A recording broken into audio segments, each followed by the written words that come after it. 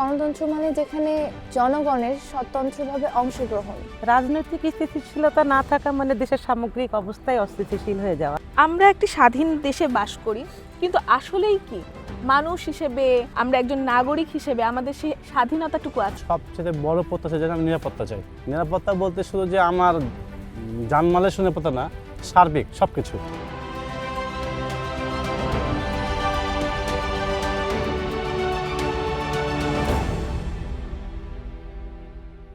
গণতন্ত্র মানে শুধু একটি শব্দ নয়, এটি আমাদের কণ্ঠস্বর। নির্বাচন শুধু একটি দিন নয়, এটি আমাদের ভবিষ্যৎ বেছে নেওয়ার একটি বিশাল সুযোগ। ভোটার অধিকার শুধুমাত্র ভোট দেওয়া নয়, বরং এটি আমাদের নাগরিক হিসেবে শক্তি। আজ সবাইকে আমন্ত্রণ জানাচ্ছি এমন একটি আলোচনায় যেখানে আমরা কথা বলবো গণতন্ত্রের ভিত্তি, সুষ্ঠু নির্বাচন এবং ভবিষ্যৎ বাংলাদেশের কাছ থেকে আমরা কি প্রত্যাশা করছি তাই নিয়ে। আজ আমাদের আলোচনায় আমাদের সাথে আছেন একজন নারী উদ্যোক্তা সাইফুন্নেসা, একজন তরুণ প্রতিনিধি আয়েশা শারমিন তিন্নি এবং চা বিক্রেতা মোশাররফ মামার সাথে। আয়েশা শারমিন তিন্নি, গণতন্ত্র বলতে আমরা আসলে কি বুঝি? গণতন্ত্র বলতে ফান্ডামেন্টালি যেটা by the people for the people, but আমার কাছে মনে হয় গণতন্ত্র মানে যেখানে জনগণের স্বতন্ত্রভাবে অংশগ্রহণ, সরকার গঠনে আমাদের সবার ভূমিকা রাখা, মানে পাবলিকের তাদের সে থাকবে আমাদের সরকার গঠনে, দেশ গঠনে। এটাই আমার কাছে গণতন্ত্র, আমার কাছে এটাই গণতন্ত্রের সংজ্ঞা। এই মুহূর্তে বাংলাদেশের মানুষ বাংলাদেশের কাছ থেকে, রাষ্ট্রের কাছ থেকে কি আশা করছে বলে আপনি মনে করেন? আমার একজন নাগরিক হিসেবে মনে হয় এই মুহূর্তে বর্তমান পরিস্থিতিতে সবথেকে বেশি যেটা আশা করছে রাজনৈতিক স্থিতিশীলতা এবং সোশ্যাল জাস্টিস এস্টাবলিশমেন্ট, যেটা বর্তমানে আমরা এটা নিয়ে অনেক প্রবলেম ফেস করছি দেশে বিভিন্ন ধরনের অস্থিতিশীল অবস্থার কারণে। আমার মনে হয় যে আপাতত এটাই জনগণের চাওয়া। আপনি কি এর আগে কখনো ভোট দিয়েছেন? আর ভোট দিয়ে থাকলে আপনার অভিজ্ঞতা কি? জি, আমি 2018 সালে ভোট দিয়েছি। আমার ভোট দেওয়ার অভিজ্ঞতাটা ছিল, আমি আমার জেলাভিত্তিক যে ভোটটা, যে আমাদের যেটা আমরা মেয়র নির্বাচন করি, আমি সেটাতেই ভোট দিয়েছি। সিটি কর্পোরেশন ভোট যেটা বলে। অভিজ্ঞতা ভালো ছিল, সিকিউরিটি ভালো ছিল। আপনি কি কোনো সমস্যা ফেস করেছিলেন কিনা? না, ভোট দেওয়া নিয়ে আমি সেই ক্ষেত্রে কোনো সমস্যা ফেস করিনি, তবে আমি কোনো জাতীয় নির্বাচনে অংশগ্রহণ করিনি। আচ্ছা আচ্ছা। একজন তরুণ প্রতিনিধি হিসেবে বাংলাদেশের তরুণরা আসন্ন সরকারের কাছে কি প্রত্যাশা করেন? বাংলাদেশের আসন্ন সরকারের কাছে আমরা এটা প্রত্যাশা করি যে তারা আমাদের সম অধিকার নিশ্চিত করবে। দেশের জনগণের দেশ পরিচালনার ক্ষেত্রে তারা এখন একটা নতুন ভাবে, লাইক মডার্ন পলিটিক্স, যেটা যে তাদের অনেক অবকাঠামোগতভাবে জনগণের সমান অধিকার, জাতি ধর্ম বর্ণ নির্বিশেষে, স্পেশালি ধর্মীয় নিরপেক্ষতা এবং সবার অধিকার, সম অধিকার সুনিশ্চিত করা। তারা যেন তাদের পলিটিক্যাল রাইটস হোক বা তাদের জুডিশিয়াল রাইটস হোক এবং সোশ্যাল রাইটস হোক, এগুলো সম্পর্কে যেন তাদের অধিকারগুলো সুনিশ্চিত করা হয় এবং তারা যেন এই বিষয়ে সচেতন থাকেন যে তাদের কি কি রাইট, এটা জনগণের প্রত্যেকটা শ্রেণীর মানুষের কাছে পৌঁছে দেওয়া। যেমন একটু সময় নিচ্ছি, যে আমার কাছে মনে হয় যে একটা মানুষের সোশ্যাল রাইট, এটা আমি যতখানি অবগত থাকছি, কারণ আমি প্রিভিলেজড এই দিক দিয়ে, কিন্তু এটা তো সবার রাইট, তারা তো এটা মানে হয়তো বা তাদের কাছে পৌঁছাচ্ছে না। তো আমি চাই যে এটা সবার কাছে সম অধিকার নিশ্চিত হোক, অ্যাটলিস্ট এগুলো বিষয়ের দিক দিয়ে। আমার কাছে মনে হয় যে বর্তমানে বাংলাদেশে আনএমপ্লয়মেন্ট একটা অনেক বড় সমস্যা। তার থেকে বড় সমস্যা যে প্রয়োজনীয় কারিগরি শিক্ষার অভাব। আমরা অনেকেই শিক্ষিত, বাট স্কিল ডেভেলপমেন্টটা অনেক বেশি নেসেসারি। আর ছাত্র রাজনীতি আমার কাছে মনে হয় খুবই পজিটিভ একটা বিষয়। সবাই ছাত্র রাজনীতি একটা পজিটিভ বিষয়, কিন্তু আমাদের দেশের প্রেক্ষাপটে এটা খুব নেগেটিভ ইম্প্যাক্ট ফেলেছে। যদি রাজনীতিটা নিরপেক্ষভাবে করা যায় এবং এটার যদি কেউ কোনো অসৎ ব্যবহার যদি না করে ক্ষমতাটার, তবে সেক্ষেত্রে নেতৃত্ব দেওয়ার ক্ষেত্রে, ছাত্রদের ক্ষেত্রে লিডারশিপ কোয়ালিটি আনার জন্য এটা খুবই ভালো একটা উদ্যোগ। কিন্তু সেই জায়গা থেকে আরও অনেক বেশি কাউন্সিলিংয়ের প্রয়োজন, যে তারা কি করে এই ক্ষমতাটার অপব্যবহার না করে দেশের অবকাঠামো উন্নয়নে এটাতে হেল্প রাখতে পারবে। আর অবশ্যই সবসময় এটাই চাওয়া যে নারী এবং পুরুষ সবার সম অধিকার পাওয়ার সাথে সাথে নারীরা যেহেতু অনেকাংশে পিছিয়ে, নারীরাও যদি হচ্ছে দেশের উন্নয়নের জন্য তারা যদি আরো অবদান রাখতে পারতো, তাদের আরো কর্মসংস্থান বৃদ্ধি করার একদম সুযোগ আমাদের থাকতো। প্রান্তিক প্রান্তিক জনগোষ্ঠী থেকে শুরু করে, কারণ তাদেরকে বিভিন্ন কারিগরি শিক্ষা প্রদানের মাধ্যমে তাদেরকেও এই পর্যন্ত টেনে আনা যে দেশের উন্নতিতে তারাও হেল্প করবে, আমার মনে হয় যে অনেক এটা বেনিফিশিয়াল হতো। ধন্যবাদ আপু। আপনার কাছে আমার প্রশ্ন, রাজনৈতিক স্থিতিশীলতা না থাকলে উদ্যোক্তারা সবচেয়ে বেশি কোন সমস্যায় পড়েন? Thank you. রাজনৈতিক স্থিতিশীলতা না থাকা মানে দেশের সামগ্রিক অবস্থায় অস্থিতিশীল হয়ে যাওয়া, এক্ষেত্রে ব্যবসাতে প্রভাব পড়বেই। একজন উদ্যোক্তা হিসাবে আমি যে বলি, যেটা মনে হয় প্রথমে, যে বিনিয়োগ করতে সমস্যা, বিনিয়োগের ঝুঁকিটা নিতে চাবে না, যে বিনিয়োগ করব আমি সেখান থেকে রিটার্ন কি পাবো, এটা একটা ব্যাপার। এরপরে স্থিতিশীলতা না থাকলে হঠাৎ করে দেশের একটা আইন হঠাৎ পরিবর্তন হতে পারে, নীতি নির্ধারণ হঠাৎ করে হতে পারে, সেটা ব্যবসা ক্ষেত্রে একটা ঝুঁকি হতে পারে। এছাড়া অস্থিতিশীলতা মানে হরতাল, সহিংসতা, এগুলো যখন হবে তখন পরিবহনের সমস্যা হবে, ব্যবসা প্রতিষ্ঠান খোলা যাবে না, সমগ্র কাজকর্ম বন্ধ থাকবে। এরকম তারপর নিরাপত্তার অভাব হবে, বিদেশিরা বিনিয়োগ করতে চাবে না, সেটা আমাদের অর্থনৈতিকভাবে সমস্যা হবে। হ্যাঁ, প্রভাব পড়বে। আচ্ছা, নির্বাচনে নারীর প্রতিনিধিত্ব উদ্যোক্তা কি পরিবর্তন আনতে পারে? নারী প্রতিনিধিত্ব তো অবশ্যই দরকার, আমাদের এটা কাম্য। নারী প্রতিনিধিত্ব আসলে আমাদের মধ্যে একটা সমতা আসে, আমরা পুরুষ নারী পরিপূরক হয়ে একসাথে কাজ করতে পারি, নারীদের মতামতের একটা দাম থাকে, সেই অনুযায়ী একটা নতুন নির্ধারণ আসে। এরকম মেয়েদের ক্ষেত্রে মেয়েরা যখন কোনো উদ্যোগ নেয় তখন সে এভাবে ঋণটা পেতে পারে, মহিলাদের যে সুবিধাগুলো সেগুলো তারা বেশি পেতে পারে নারীরা যখন ক্ষমতায় যাবে বা নারী নেতৃত্ব আসবে। উন্নয়নের যে নীতি নির্ধারণ সেখানেও বৈচিত্র্য আসবে, আমার মনে হয় এটা জরুরি আমাদের জন্য।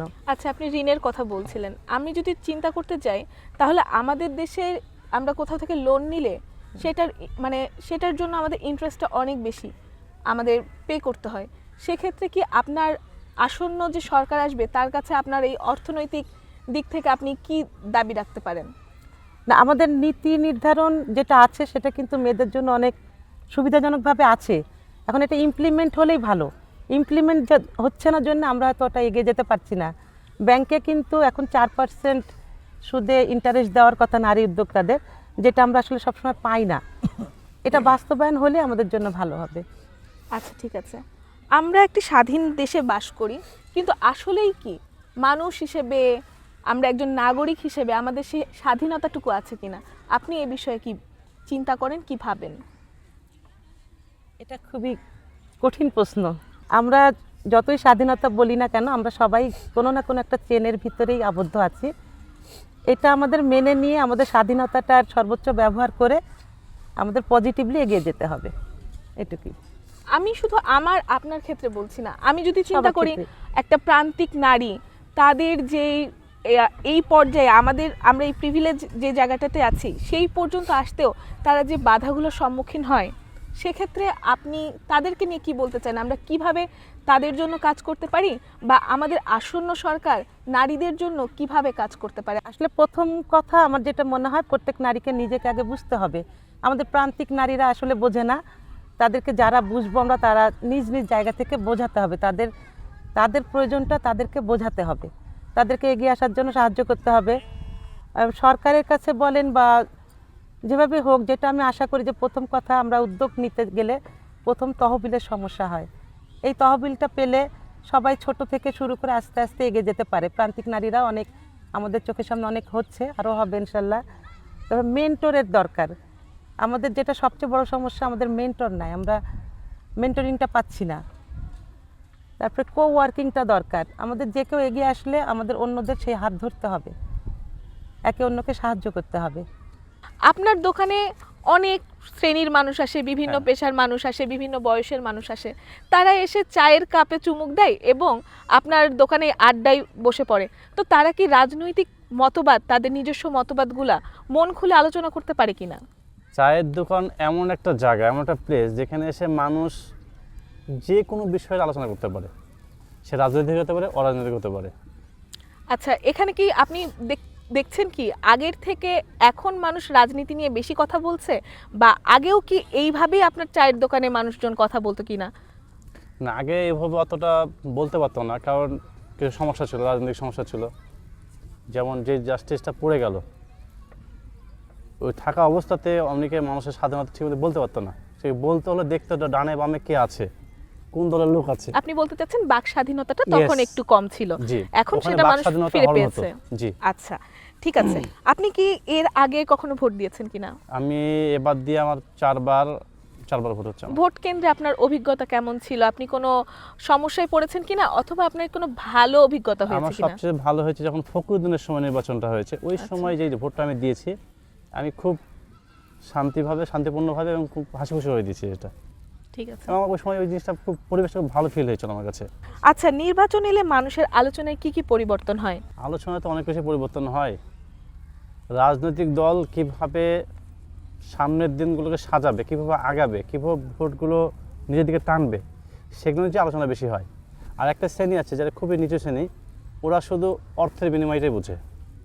আচ্ছা, ঠিক আছে। কারণ ওরা জানে এই ইলেকশন হবে ঠিক আছে, কিন্তু ইলেকশনের পরে যে সুযোগটা পাওয়ার দরকার সেটা আমরা পাবো না। আচ্ছা আচ্ছা তো তারা কিছু আছে যারা টাকার বিনিময়ে ভোট দেয়। Very good. আচ্ছা, ঠিক আছে। এই বিষয়ে কিভাবে আপনার কি ধারণা, যে আপনি যে বললেন টাকার বিনিময়ে আমাদের ভোট বিক্রি হয়, হ্যাঁ। হ্যাঁ, তো এই জায়গাটা থেকে আমরা কিভাবে বের হতে পারি? কারণ একটা ভোট কিন্তু অনেক মূল্যবান আমাদের প্রত্যেকটা নাগরিকের জন্য। আপনার এটার জন্য প্রথম আপনার কথা- কি উপদেশ থাকবে? ওই মানুষটা জানে না তার ভোটের কি পাওয়ার, কি ক্ষমতা, ওটা বুঝেই না। ও শুধু বুঝে যে আমাকে দিন শেষে আমাকে রোজগার করতে হবে, আমাকে আমার সংসারে টানতে হবে। সরকার বা আমার আশপাশে যারা প্রতিনিধি আছে তারা কি আমাকে দেখবে না। তাহলে আপনি বলতে চাচ্ছেন ভোট দান এবং নাগরিক অধিকার নিয়ে আমাদের সবাইকে সোচ্চার হতে হবে, অবশ্যই সোচ্চার হতে হবে। সচেতনতা বৃদ্ধি করতে হবে। অবশ্যই। আচ্ছা, আপনাকে অনেক ধন্যবাদ। আচ্ছা, এই আসন্ন যে নির্বাচন হচ্ছে, আসন্ন সরকার যে আসবেন, তার কাছ থেকে আপনার সবচেয়ে বড় প্রত্যাশা কি? আপনি কি চান তার কাছ আমি থেকে? তাকে সবচেয়ে বড় প্রত্যাশা যেটা আমি নিরাপত্তা চাই। নিরাপত্তা। প্রথম বিষয় নিরাপত্তা।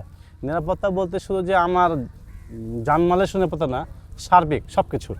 যেমন এর মধ্যে থাকবে হলো আমার ইনকাম সোর্স, আমার চিকিৎসা, আমার বাসস্থান এবং আমার এডুকেশন। এটা শুধু আমার চাওয়া না, প্রত্যেকটা মানুষের চাওয়া। আচ্ছা, যেমন ঠিক আছে। রাষ্ট্রের যদি সব সুবিধা হয় সবাই কিন্তু পায় না। ইতিপূর্বে যখন বিগত সরকার ছিল, আমি নিজেও এর ভুক্তভোগী একজন। আমার পাশের লোক পাচ্ছে, বাট আমি একজন নিরপেক্ষ, আমি কোনো রাজনীতি করি না। তো তারা ওই লিস্টে, সরকারের সুযোগ সুবিধার লিস্টে না তার নাম ওঠে, বাট আমার নাম ওঠে না। সেখান থেকে আপনি বঞ্চিত সেখানে হচ্ছেন। আমি বঞ্চিত হয়েছি। এখন আপনার চাওয়া যে আসন্ন সরকার যে আসবেন তার কাছ থেকে আপনি সামগ্রিকভাবে অবশ্যই, একটা আমি নিরাপত্তা শুধু নয়, পরিবেশ, নিরাপত্তা প্রত্যেকটা পরিবেশ। নাগরিক বাংলাদেশের, সে হতে পারে এলিট শ্রেণী, সে হতে পারে সবচেয়ে নিচু শ্রেণী, যেই শ্রেণীর মানুষ না হোক না কেন, তারা সকলেই যেন নাগরিক সমস্ত সুবিধা ভোগ করতে পারে। কিছু শ্রেণী বাদ না। যেমন সরকার যখন ক্ষমতা থাকে তখন তার যেগুলো পরিচিত মুখ, তার যেগুলো সাপোর্টার, তো তাদেরই স্বার্থ দেখে। আর কিছু লোক দেখানোর জন্য কিছু নিচু শ্রেণীর মানুষকে দেখায় যে এদেরকে দিলাম, জাস্ট এটুকুই, শেষ। রাজশাহীতে আমাদের এই নির্বাচনের পরে আসন্ন সরকারের কাছে আমরা রাজশাহীবাসী হিসেবে কি দাবি করতে পারি? আমাদের কি প্রয়োজন? কি করলে আমরা সামগ্রিকভাবে আমরা রাজশাহীর প্রত্যেকটা নাগরিক উপকৃত হব বলে আপনার মনে হয়? ধন্যবাদ। রাজশাহী সুন্দর শহর, আমরা সবাই জানি। এখানে যেটা একটা সমস্যা আমার মনে হয়, যেখানে কোনো শিল্প কারখানা নাই। এখানে পরবর্তী সরকারের কাছে আমার এটা চাওয়া যে এখানে শিল্প কারখানা তৈরি হোক, আমাদের বেকারত্ব কমবে, অনেক ছেলে মেয়ে সবাই সেখানে কাজ করতে পারবে, এটাই চাওয়া আপাতত। আচ্ছা, ধন্যবাদ আপনাকে। ভাইয়া, আপনি কি মনে করেন যে আমাদের রাজশাহীবাসীর আসন্ন সরকারের কাছ থেকে কি চাওয়া হতে পারে? আপনার কি আমার মনে হয়? কাছে প্রধান চাওয়া হচ্ছে যে কর্মসংস্থান। আচ্ছা, প্রত্যেকটা নাগরিকের কর্মসংস্থান হওয়া উচিত, সেটা যে কোনো সেক্টর হতে পারে। যেমন আমি একজন উদ্যোক্তা, আমি কিন্তু সরকার থেকে বিন্দুমাত্র সহায়তা পাইনি। সম্পূর্ণ অন্যের সহায়তায়, মানে একটা কথা ধার নিয়ে আমাকে বিজনেস করতে হচ্ছে। আচ্ছা, আচ্ছা। এখন পর্যন্ত আমি ঋণী এবং এভাবেই করছি। আমার তরফ থেকে যে চাওয়া, সরকারকে বলবো যে তারা যেন এই যে প্রান্তিক থেকে যারা একদম নিচ থেকে ওঠার চেষ্টা করছে বা তারা নতুন করে উদ্যোগ নিচ্ছে, তাদেরকে সহায়তা করা। আচ্ছা ভাই, আপনাকে অনেক ধন্যবাদ। আমরা চলে যাচ্ছি আমাদের তরুণ প্রতিনিধির কাছে। আপু, আপনি বলবেন যে রাজশাহীবাসী হিসেবে আসন্ন সরকারের কাছে আপনার দাবি কি? ধন্যবাদ। প্রথমত তো রাজশাহী শিক্ষানগরী, এটা বাদ দিয়েও আমাদের আরও পরিচয় আছে। রাজশাহী সিল্কের জন্য বিখ্যাত। রাজশাহীর আরও অনেক ক্ষুদ্র কুটির শিল্প আছে যেগুলোর জন্য আমরা পুরো বাংলাদেশে ইভেন পুরো ওয়ার্ল্ডে বিখ্যাত। কিন্তু রাজশাহীতে যারা শিক্ষার জন্য আসে বা যারা রাজশাহীতে থাকতে চায় পার্মানেন্সির জন্য, আমরা আসলে শিক্ষার্থীরা অনেক সমস্যা ফেস করে জব নিয়ে। কর্মসংস্থানের অভাব, রাজশাহীতে কর্মসংস্থানের জন্য কোনো শিল্প কারখানা বা কোনো ফ্যাক্টরি এরকম কোনো সুযোগ সুবিধা নেই। মানে এত বড় একটা শিল্পনগরী অথচ আমাদের সেই এখানে সুযোগগুলো নেই। সুযোগটা নাই। প্লাস আমাদের দেশ থেকে, আমাদের জেলা থেকে যেগুলো হচ্ছে জিনিস পণ্য পুরো দেশে সরবরাহ হচ্ছে, আমাদের শহরে সেগুলোর মানে আমরা যে ঘাটতি রয়েছে। উৎপাদন হ্যাঁ, হচ্ছে না। উৎপাদন হচ্ছে সেগুলোর প্রপার এক্সপোজার নাই। আমাদের হচ্ছে এলাকার মানুষ কিন্তু তারা চাইলে এগুলোতে অংশগ্রহণ করতে পারে, আমাদের নারীরা ভূমিকা রাখতে পারে, তাদেরও আয়ের ব্যবস্থা হতে পারে। কিন্তু এই সম্পর্কে এই খাতটাতে আমার মনে হয় সরকারের কিছুটা নজর দেওয়া উচিত, কারণ অনেক সম্ভাবনাময়ী শিল্প এই খাতটা, আর সবার মানে পৃথিবীব্যাপী সুপরিচিত। তো এটাই আমার কাছে মনে হয় যে রাজশাহীর সব থেকে বড় সমস্যা হচ্ছে কর্মসংস্থানের অভাব এবং নিরাপত্তার অভাব। রাজশাহীতে নিরাপত্তার অভাব, এবং এটা আমরা খুব রিসেন্ট টাইমে ফেস করছি। আপনি কি এরকম অভিজ্ঞতায় কোনোদিন জি, গেছেন আমার কিনা? সাথেই পার্সোনালি পরপর 3 বছর এরকম হয়েছে। কিছু কিছু এরিয়া যেগুলো খুবই নিরাপত্তাহীনতায় আমরা ভুগি, এবং এমন আমার সাথে যতবার এক্সপিরিয়েন্সটা হচ্ছে সে সময় কিন্তু উৎসব হচ্ছিল হিন্দুদের, আমাদের যেটা বড় দুর্গাপূজা, সেই সময় কিন্তু পুলিশ টহল ছিল, সব কিছু ছিল, কিন্তু এর মধ্যেও আমার সাথে একটা দুর্ঘটনা হয়ে যায়, এবং তার জন্য আমি হচ্ছে আইনের সহায়তা আশা করলেও আমি শেষ পর্যন্ত এটা কি রিসেন্ট হয়েছে কিনা? জি রিসেন্ট হয়েছে 2024 সালে নভেম্বরে। 24 সালে? জি ওকে, ঠিক আছে। আপনাদের সবাইকে অনেক ধন্যবাদ আমাদের এই প্রোগ্রামে আসার জন্য। আপনাদের জন্য অসংখ্য শুভকামনা। আমরা আসলে অনেক কথা বললাম আমাদের বাংলাদেশকে নিয়ে, আমাদের স্বপ্নের বাংলাদেশকে নিয়ে।